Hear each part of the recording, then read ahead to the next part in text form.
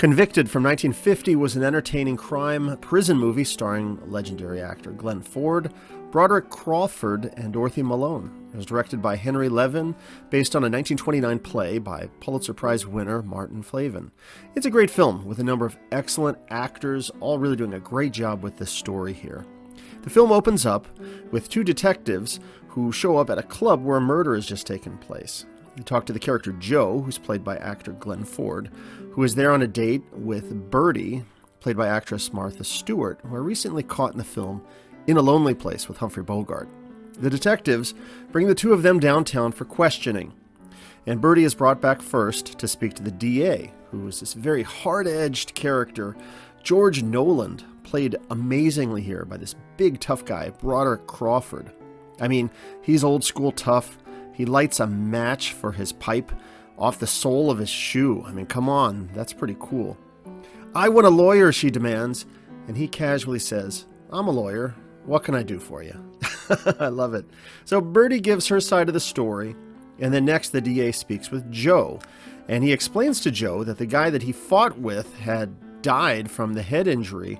Now, Joe didn't mean to kill this guy, he just wanted to beat him up a little, and Joe seems legitimately remorseful, because he didn't really mean for the guy to die. But Nolan seems to be sympathetic and encourages Joe to do his best to get a good attorney. After Joe leaves, Nolan meets with this attorney, Vernon Bradley, who's played by actor Roland Winters. And he has starred in a bunch of films I haven't seen many of. He played Charlie Chan, and I've got those on my list to check out some of those films. Well, here he is this corporate lawyer who was sent by Joe's employer to represent him. Now, Nolan can tell that this Bradley character is inexperienced, and he gives him some suggestions on how he could handle the case, and even suggests some other names of potential attorneys. But Bradley, he's going to do it his own way, and he leaves. And Nolan is angry. He thinks the guy is just a stuffed suit, and he confides to his assistant Eddie about this. And Eddie, by the way, is briefly played by Frank Cady, character actor from Green Acres and Petticoat Junction fame. Well, Joe's trial doesn't take very long. He's found guilty and sentenced to prison. He has a brief, sad dialogue with his dad, actor Griff Barnett, and it was interesting to me, and I guess maybe this is just me, but in a weird way it reminded me of Glen Ford as the older dad having that moving dialogue with the young Kal-El in the Superman film from 1978, just kind of in reverse. Now maybe that's just me. Well, soon Joe is on a train to prison. He's handcuffed with Malaby, who's this tough guy actor Millard Mitchell, who he's got a very familiar face, but I can't think of anything specific I've seen him in. But I'm sure as I keep exploring these old films, I'll start to identify him. Well, he's on his way back to prison for breaking parole, and they're handcuffed together.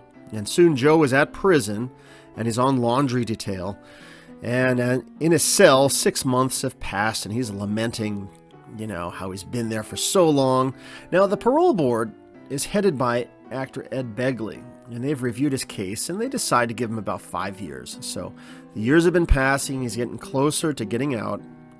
Now, his cellmates are planning some trouble, and Joe, who wants to visit his sick dad, he gets in on it, a possible, prison break. But the concern is, can they get past the watchful eye of the warden, this really tough Captain Douglas, who's played by Carl Benton Reed. He was also in a Bogart film In a Lonely Place as well. He was the no-nonsense police detective. Well, here, he's a no-nonsense prison warden. Well, anyhow, Joe is working on his laundry detail, and he gets the news that his dad has died. And he loses it. He starts fighting with some of the officers. They subdue him, and they throw him into solitary. Well, George Knowland, he shows up. And he's no longer a DA, but he takes on the job as the head of the prison, as the warden. And he meets some of the inmates, including his personal cook, who is in prison for poisoning his wife. In fact, most of the inmates are guys that he personally sent away. So when they see him at the window, they all start yammering or yelling out in protest. It's not a good start for Nolan, but, he's not backing down. He's a tough guy. In fact, as they're out protesting in the yard, he just goes outside and walks right through them without saying a word. And all the inmates just get quiet and they slowly disperse. There's an attempted breakout while Joe is in solitary, but it's apprehended. And the next day, Knowland is in his office, and he's getting a shave from one of the inmates. We're talking like one of those close, straight razor shaves. And he says to the guy giving him the shave, "What did I send you up for, Curly?" "Cutting a man's throat," he says, and then proceeds to shave his neck with a straight razor, including that icky razor noise of going over the stubble. I love it. Well, Knowland meets with Joe again. He remembers him from before, remembers his case, and he offers him a job as his personal chauffeur. And, as a warden, he's a decent guy, and he really does seem like he wants to help these guys out. So Joe agrees to the offer, and the warden's daughter, Kay Knowland, who's played here by the lovely Dorothy Malone, is driven around town by Joe. And I've seen Dorothy Malone before, notably as the Acme bookstore girl from the movie The Big Sleep with Bogart. I'm realizing there's a lot of bogey connections in this film. Well, there's a little bit of romance hinted between them, and she tells Joe that her father is working on his parole. But Joe just seems disinterested. He seems to have little hope in his future when he gets out. He's kind of burned out by the prison system. But who knows, maybe things will change for the guy. Well, the inmates plan a big disruption one day at 1:30. There's an inmate named Ponty, who's played by actor Frank Phelan. He works for the warden, and he seems really nervous that he's going to be killed because he ratted on some of the guys before. So the prisoners are starting to chant again, and Malaby uses this distraction, sneaks in, and kills Ponty. Well, Knowland finds out about this and tries to get Joe to confess, to tell what he knows about this. And again, as a warden, he's sympathetic, but, Joe just won't go out of that, the prisoner code, and he won't confess anything, even though he knows he's so close to parole. So, the warden sends him back to solitary again, but meanwhile, Malaby is up to another scheme that might lead to even more trouble for Joe and the warden. And my rule here is we get the very end of the film. I'm not going to drop any more spoilers. You got to watch the exciting ending of this film and see for yourself how it wraps up. Quick closing thoughts. I really enjoyed this prison crime drama. And like I mentioned earlier, it was cool to see a prison warden who's actually presented in a positive light. This character Knowland is actually a good guy.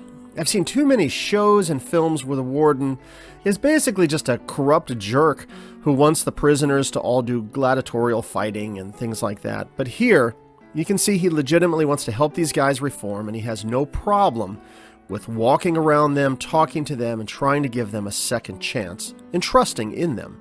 I thought that was really neat. There was an earlier version of this story, came out in 1931 by Howard Hawks, called The Criminal Code, and I think it featured the first big role of Boris Karloff. So yes, I need to go and check that one out. Howard Hawks and Karloff, that's great. And both Glen Ford and Broderick Crawford would again appear together in other films like Fritz Lang's 1954 noir film Human Desire, and also in the 1956 Western The Fastest Gun Alive. I've got these on my list to check out as well. Not much more I can say for this film. This was Convicted from 1950. It's an excellent crime noir prison film. It's worth checking out.